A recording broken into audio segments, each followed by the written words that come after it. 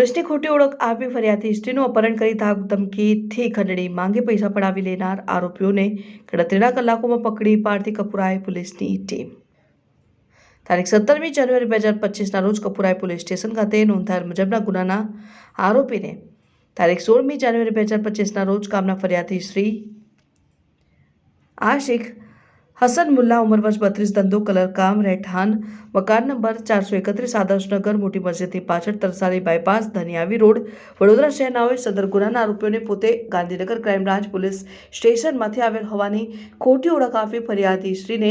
મારતા અપહરણ કરી તેઓની ગાડીમાં બેસાડી વડોદરાથી અમદાવાદ લઈ ગયેલ અને ફરિયાદી શ્રીને ખોટા કેસમાં ફસાવી દેવાની ધમકી આપી ₹10 લાખની માંગણી કરેલ અને જો પૈસા નહીં આપે તો જાનથી મારી નાખીશું તેવી ધમકી આપેલ અને જે બાદ ફરિયાદી શ્રીના બેંક એકાઉન્ટમાંથી તેમજ ફરિયાદી શ્રીની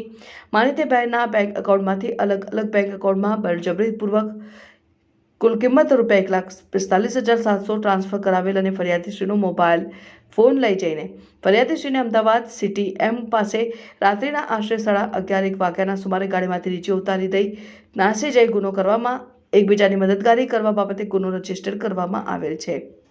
પકડાયેલ આરોપીમાં જયકુમાર કાંતિભાઈ ચંદુભાઈ મેતિયા, ચિરાગભાઈ અમરતભાઈ મણાભાઈ ચાવડા, મોહમ્મદ ઇકરામ નઈમભાઈ મેમણ।